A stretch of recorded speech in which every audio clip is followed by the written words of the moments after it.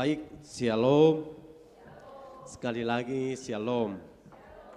Puji akan nama Tuhan. Kita bersyukur pada kesempatan ini di mana kita semua boleh dapat sekali lagi bisa ada hari ini untuk kita boleh dapat memuji dan memuliakan Tuhan.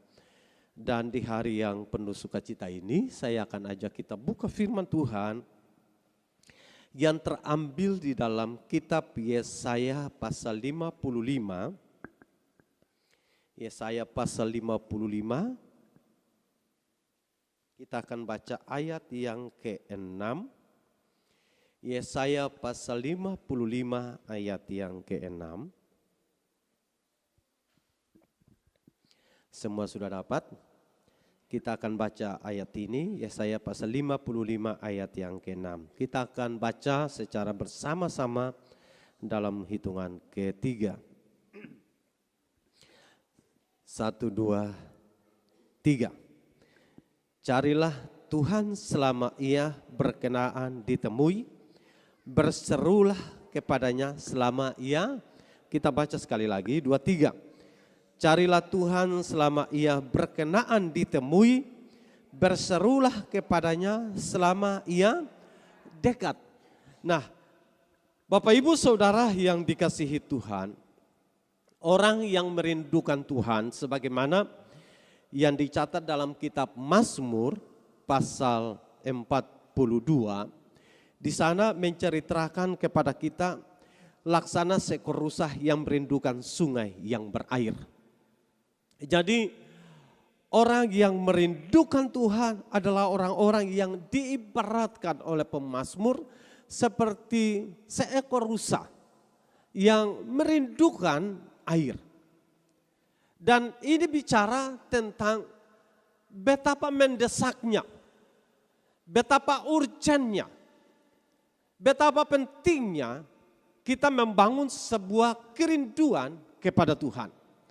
Tema ini penting saya ingin sampaikan, merindukan Tuhan, atau tema ini penting buat kita semua untuk berulang kali saya sampaikan sebagai bagian dari penekanan saya, agar supaya setiap kita selaku orang yang percaya, selaku gereja Tuhan, selaku umat Tuhan, membangun kerinduan bagi Tuhan. Kita mungkin memiliki banyak kerinduan untuk bisa terwujudnya apa yang kita idam-idamkan, apa yang kita inginkan, apa yang kita cita-citakan. Hari-hari ini kita sudah ada di ber yang kedua terakhir, alias bulan November. Di dalam kerinduan saudara mungkin di bulan Desember ini apa yang ingin dari hatimu? Tentu semua saudara punya kerinduan. Ada amin? Pasti kita punya kerinduan, anak-anak punya kerinduan supaya ada sepatu baru, supaya ada baju baru. Mama-mama kore bapak-bapak supaya ada kain horden baru. Dan macam-macam. Artinya bahwa merasa kerinduan itu seperti urgent. Dan saya ingin tegaskan bahwa kita tidak hanya sebatas membangun sebuah kerinduan secara materi. Kita tidak hanya sebatas merindukan sesuatu yang sifatnya sementara. Tapi betapa penting kita membangun kerinduan bagi Tuhan. Karena kerinduan bagi Tuhan sifatnya kekal dan abadi. Saudara, orang yang mempunyai kerinduan untuk Tuhan, dia akan selalu mencari Tuhan. Amin. Orang yang selalu mempunyai kerinduan bagi Tuhan, dia akan selalu mencari Tuhan. Upaya mencari Tuhan tidak berarti berusaha menemukan Tuhan secara fisik. Sebagaimana banyak orang yang secara ekstrim merindukan supaya perjumpaan dengan Tuhan secara fisik. Walaupun kita tidak dapat pungkiri bahwa kadang ada 1-2 orang dalam pengalaman mereka ketemu dengan Tuhan secara fisik. Yang dalam berbagai cara Tuhan menunjukkan, karena Tuhan menunjukkannya seperti dia melihat langsung, ada yang hanya dengan cahaya, dan macam-macam dalam pengalaman-pengalaman mereka bertemu dengan Tuhan. Saya sampai hari ini belum ketemu Tuhan secara langsung. Tapi saya masih percaya bahwa Tuhan ada bersama saya. Dan ingin sekali lagi saya katakan bahwa mencari Tuhan tidak berarti berusaha menemukan Tuhan secara fisik.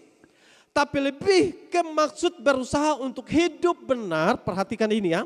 Tapi lebih ke maksud berusaha untuk hidup benar dan menghidupi kebenaran. Jadi kita mencari Tuhan supaya kita hidup benar, tetapi menghidupi kebenaran.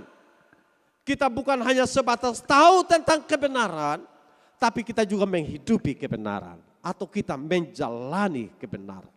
Melakukan kebenaran. Yohanes 14 ayat 6 dikatakan begini. Kata Yesus kepadanya, Akulah jalan dan kebenaran dan hidup. Tidak ada seorang pun yang datang kepada Bapa kalau tidak melalui aku. Dalam Yohanes 1 ayat 1 dikatakan begini. Pada mulanya adalah firman. Firman itu bersama-sama dengan Allah. Dan firman itu adalah Allah. Maka kemudian dalam konteks ini kita mengatakan bahwa kalau kita hidup bagi kebenaran, menghidupi kebenaran, maka sebenarnya kita sedang bertemu dengan Tuhan. Sekali lagi karena akulah jalan dan kebenaran dan hidup. Jadi waktu kita hidup dalam kebenaran, berarti kita berjalan bersama dengan Yesus.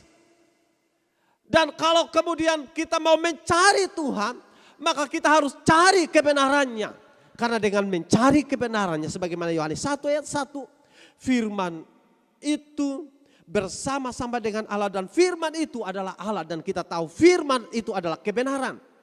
Maka ketika kita berjalan dalam kebenaran, menghidupi kebenaran, kita jalan sama-sama dengan Yesus. Amin. Maka orang yang hidup dalam kebenaran dan menghidupi kebenaran, dia sebenarnya bertemu dengan Tuhan. Kita perhatikan dalam Amos pasal 5 ayat 4. Sebab beginilah firman Tuhan kepada kaum Israel. Carilah aku, maka kamu akan hidup. Carilah aku, maka kamu akan hidup. Amos 5 ayat 4. Betapa penting kita bangun sebuah kerinduan. Dan kerinduan itu selalu ada yang kita kenal dengan aksi, yaitu cari. Cari. Kalau dalam konteks kita sering mendefinisikannya, cari Tuhan berarti kita datang beribadah. Cari Tuhan berarti kita baca firman Allah. Cari Tuhan berarti kita dengar firman Allah. Cari Tuhan berarti kita berdoa kepada Tuhan. Jadi macam-macam hal yang kemudian membawa, menggiring kita untuk bagaimana kita menjadi orang yang merindukan Tuhan. Bagaimana kita bisa disebut orang merindukan Tuhan, tapi tidak pernah membaca firman Allah. Bagaimana disebut kita merindukan Tuhan, tapi kita tidak pernah datang ke gereja. Bagaimana kita bisa merindukan Tuhan, tapi kita tidak pernah berkomunikasi dengan Tuhan. Bagaimana kita bisa merindukan Tuhan, tapi menolak kebenaran. Bagaimana disebut kita merindukan Tuhan, tapi kita tidak hidup dalam kebenaran. Bagaimana kita disebut orang-orang yang merindukan Tuhan? Karena orang yang merindukan Tuhan, maka aspek-aspek ini akan ada dalam kehidupan seseorang. Sehingga dengan demikian kita tidak bisa dapat pungkiri orang yang merindukan Tuhan, dia akan datang beribadah kepada Tuhan. Amin. Orang yang merindukan Tuhan, dia akan baca firman Allah. Amin. Orang yang merindukan Tuhan, dia akan selalu berdoa bagi Tuhan. Orang yang merindukan Tuhan, dia akan selalu bangun komunikasi dengan Tuhan tanpa dipengaruhi oleh situasi kiri dan kanan. Karena orang yang merindukan Tuhan seperti rusa yang merindukan sungai yang berair. Jadi itu ciri, itu tanda, itu bagian dari orang yang merindukan Tuhan.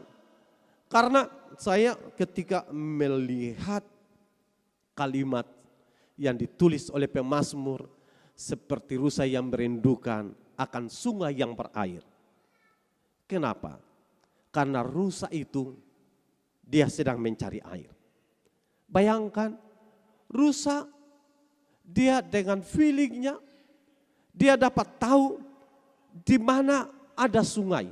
Atau mungkinkah kita bisa mengatakan bahwa rusa itu sudah tahu tempat di mana dia biasa minum air. Dan pada waktu dia pergi ke sungai, sementara sungai tersebut sudah tidak berair. Apa yang ada di benaknya? Tentu dia akan cari. Cari terus sampai dia bisa menemukan di mana air itu berada.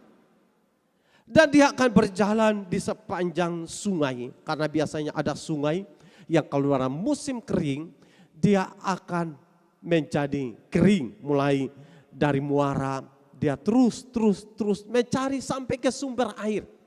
Di kampung kami dulu ada satu sungai yang ada di pinggir kebun kami. Dan biasanya kalau tidak hujan beberapa bulan, dia akan mengering. Dan kemudian dia mulai mengering dari muara sampai ke posisi yang paling jauh dari pantai. Dan kami waktu itu karena di kebun kami harus cari supaya bisa dapat menemukan air. Dan ternyata kadang ada di tempat yang paling jauh. Tapi kalau pada musim hujan, air itu bisa dapat mengalir di pinggir kebun. Dan biasanya ada binatang-binatang yang juga akan cari air untuk minum di sungai itu. Nah demikian juga apa yang ditulis oleh pemazmur ini sebenarnya menggambarkan binatang membutuhkan air untuk mempertahankan hidup. Dan bayangkan dalam hidup kita semua kalau orang percaya yang rindu akan Tuhan. Dia tidak akan bisa hidup kalau tanpa dia mencari Tuhan. Dia tidak akan bisa bertahan kuat tanpa Tuhan. Dalam pengalaman saya dan saudara, tanpa Tuhan dalam hidup ini kita mungkin masih bisa bergerak.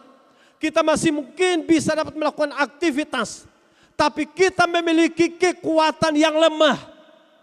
Waktu kita memiliki kekuatan yang lemah, maka tekanan datang membuat kita akan dengan mudah jatuh.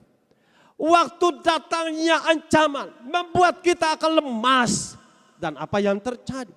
Membuat kita kehilangan arah. Dan orang-orang yang kuat hanya orang-orang yang dekat dengan Tuhan. Dan orang yang kuat itulah yang bisa dapat dialami dalam hidupnya. Dia rasakan kekuatan Tuhan waktu dia dekat dengan Tuhan.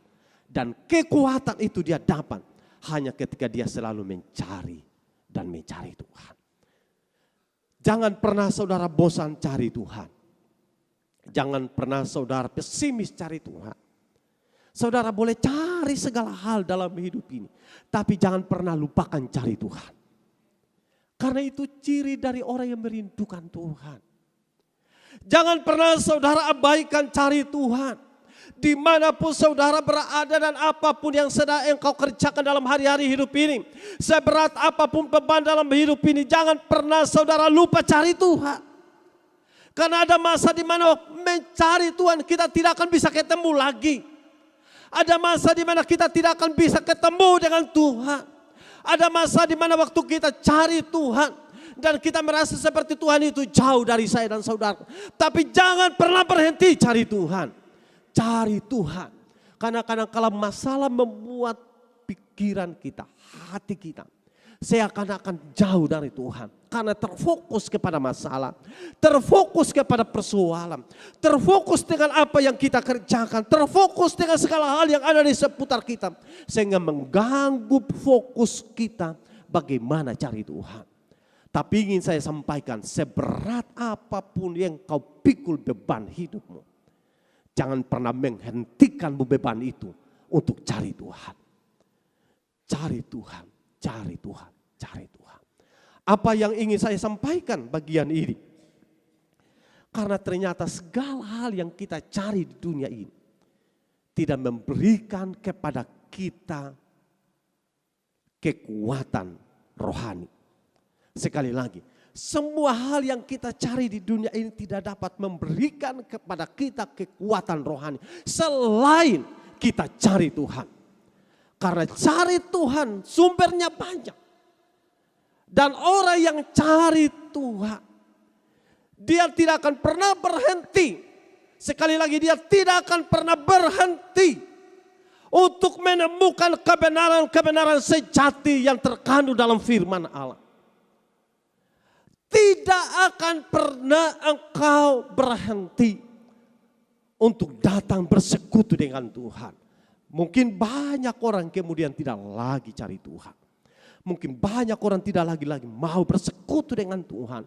Tapi engkau, saya dan saudara, mari kita jangan pernah berhenti cari Tuhan. Jangan pernah berhenti cari Tuhan. Karena cari Tuhan selama ia berkenan ditemui. Selama ia berkenaan ditemui.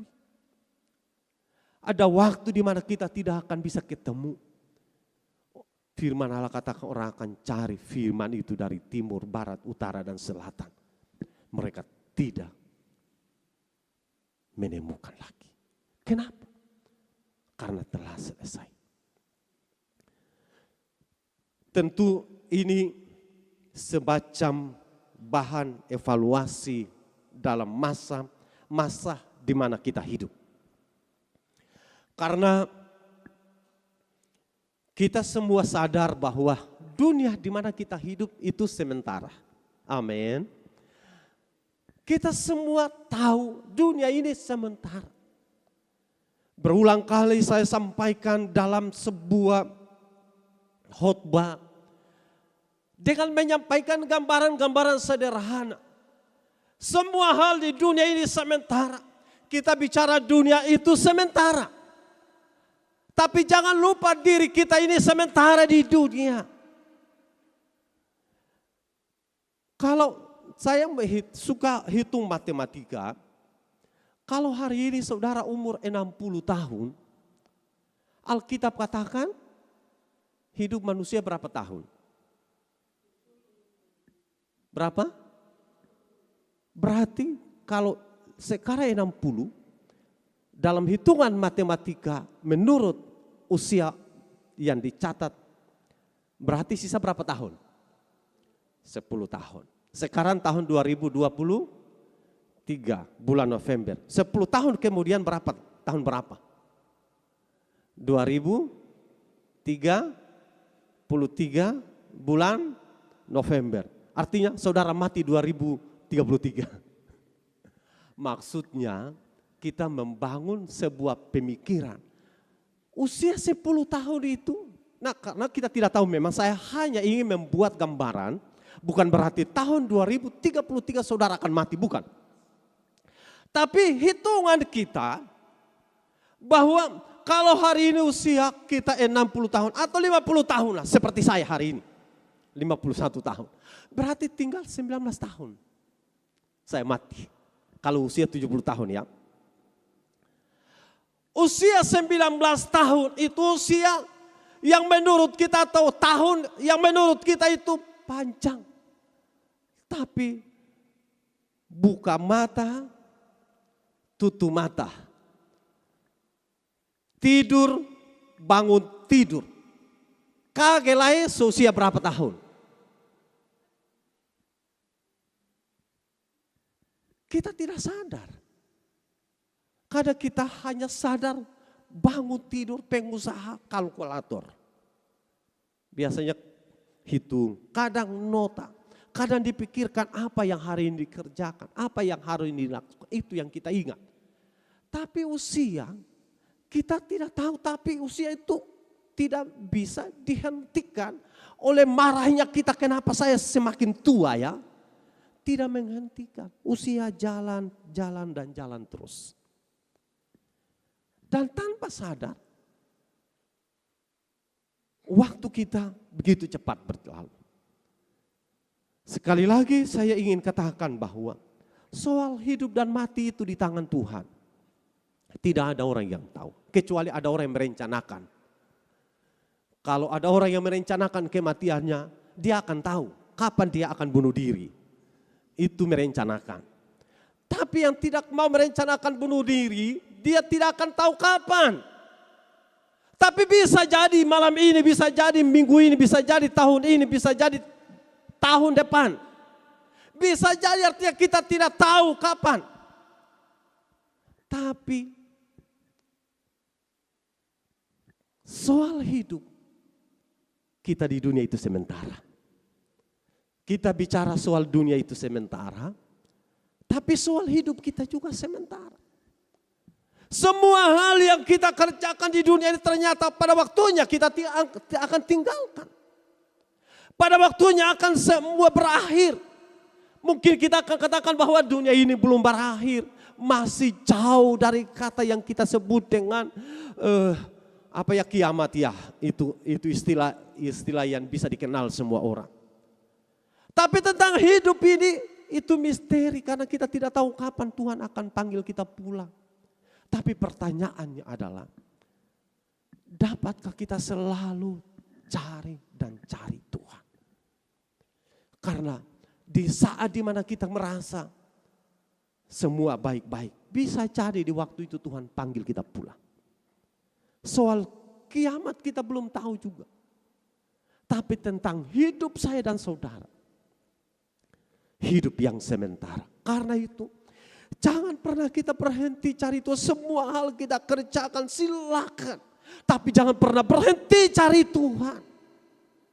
Jangan pernah berhenti cari Tuhan.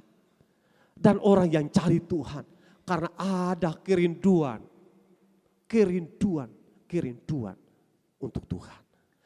Jadi saudara yang dikasihi Tuhan, ini penting. Saya ajak mari kita jemaat Tuhan. Jangan berhenti cari Tuhan. Kau hari ini kuat. Tidak tahu di 1-2 bulan kemudian seperti apa. Engkau hari ini masih gagal. Tidak tahu di 1-2 tahun kemudian seperti apa. Tetapi selama engkau masih kuat hari ini. Mari kita banggakan Tuhan dalam hidup ini. Jangan pernah banggakan diri kita masing-masing. Banggakan Tuhan dalam hidup ini. Karenanya selama kita masih hidup ini, mari kita cari Tuhan dengan apapun yang bisa kita buat yang menyenangkan Tuhan. Lakukan itu bagi Tuhan untuk disenangkan. Kadang kita mau ingin menyenangkan manusia, jangan senangkan Tuhan dalam hidup ini. Karena hanya itu yang bisa dapat kita buat bagi kemuliaan, bagi nama Tuhan. Jadi semua hal di dunia ini sementara, termasuk hidup saya sementara. Karenanya itu di kesementaraan hidup ini tidak ada cara terbaik. Cari Tuhan. Yang kedua, kalau orang merindukan Tuhan, dia selalu berseru kepada Tuhan. Sekali lagi, kalau orang selalu merindukan Tuhan, dia akan berseru kepada Tuhan. Lukas pasal 18 ayat 38 dikatakan begini. Lalu ia berseru, Yesus anak Daud, kasihanilah aku. Ciri orang yang merindukan Tuhan selalu berseru kepada Tuhan. Berseru kepada Tuhan. Bagian dari ciri orang yang mengharapkan Tuhan. Orang yang mengandalkan Tuhan. Orang yang menaruh segala sesuatu kepada Tuhan. Jadi setelah kita menjadi orang yang cari Tuhan, tidak berarti kita menjadi orang yang diam saja.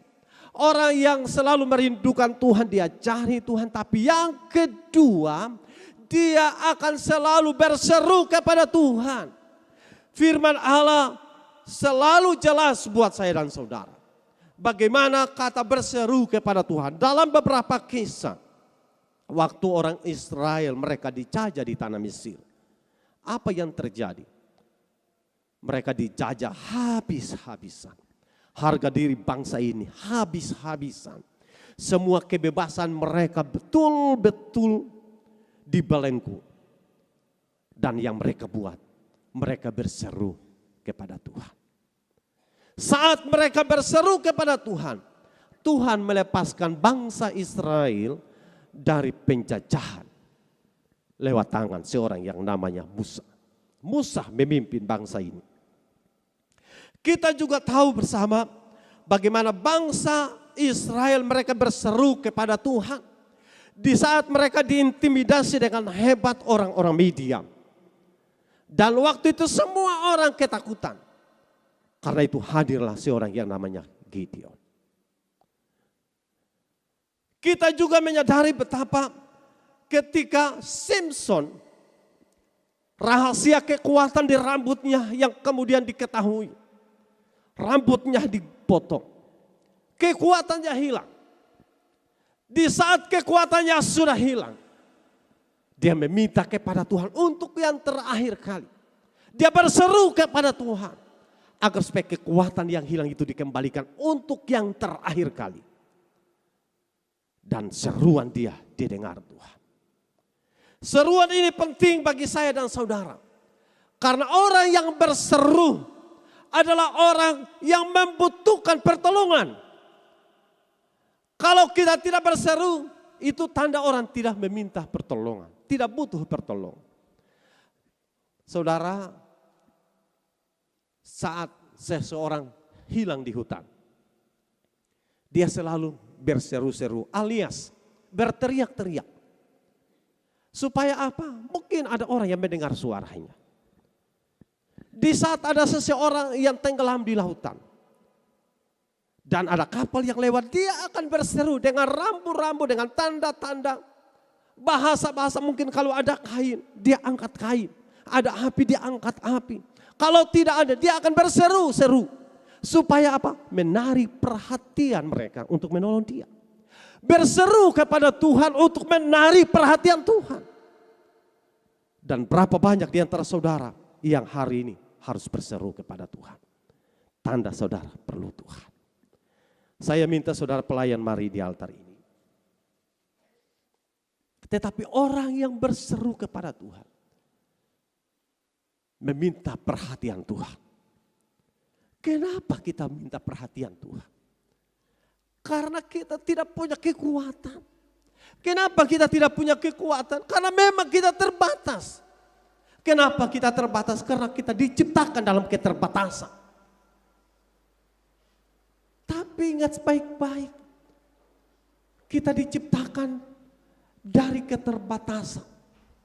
Tapi kita ini ahli-ahli, atau katakanlah kita ini warisan kerajaan Allah. Itu menjadi bagian dari orang-orang yang penuh keterbatasan. Kalau kita yang penuh keterbatasan dan mendapatkan warisan kerajaan Allah, berarti kita ini adalah orang-orang spesial.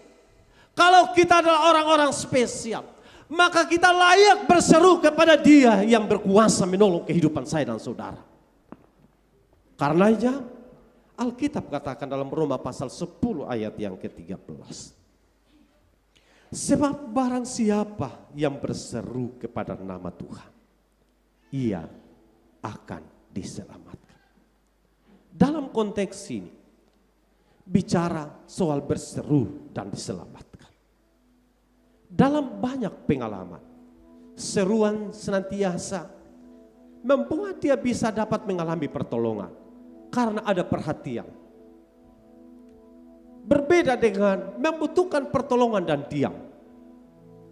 Tapi orang yang membutuhkan pertolongan dan berseru, selalu akan datang pertolongan. Dan Alkitab menjelaskan dalam Roma pasal 10, barang siapa yang berseru kepada nama Tuhan akan diselamatkan.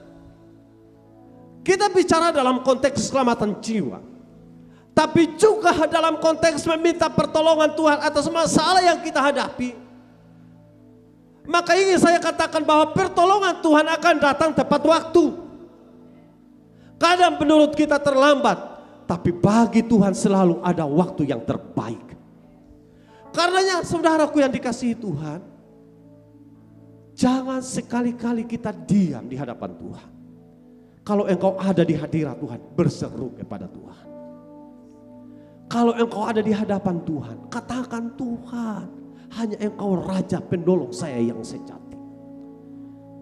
Kalau kita percaya Tuhan yang kita sembah adalah Tuhan yang berkuasa atas hidup saya dan saudara, maka jangan pernah berhenti berseru. Dia tidak akan pernah bosan mendengarkan suara saya. Dia tidak akan pernah bosan mendengarkan suara saudara. Dia tidak akan pernah marah ketika saudara berseru. Karena dia suka orang yang berseru kepadanya. Karena di saat engkau berseru itu tanda engkau menggantungkan pengharapanmu kepada dia. Dan Tuhan menghargai orang yang selalu berseru kepadanya. Jadi orang yang merindukan Tuhan yang pertama, dia akan cari Tuhan. Dan yang kedua, dia akan berseru kepada Tuhan. Kiranya engkau menjadi pribadi yang selalu cari Tuhan. Saya ulangi lagi, di masa-masa ini orang akan berhenti cari Tuhan. Orang akan lebih cenderung cari yang lain. Tapi engkau carilah Tuhan. Yang kedua, di masa-masa ini orang akan berseru hanya kepada hal-hal yang ada di luar dari Tuhan. Tapi engkau berserulah kepada Tuhan. Karena Tuhan akan menghargai. Dan bukan hanya menghargai, Tuhan memberikan apresiasi khusus bagi setiap orang yang selalu berseru kepadanya. Kiranya Tuhan Yesus menolong dan memberkati kita semua lewat kebenaran firman Tuhan pada saat ini. Tuhan berkati kita semua. Saya undang kita.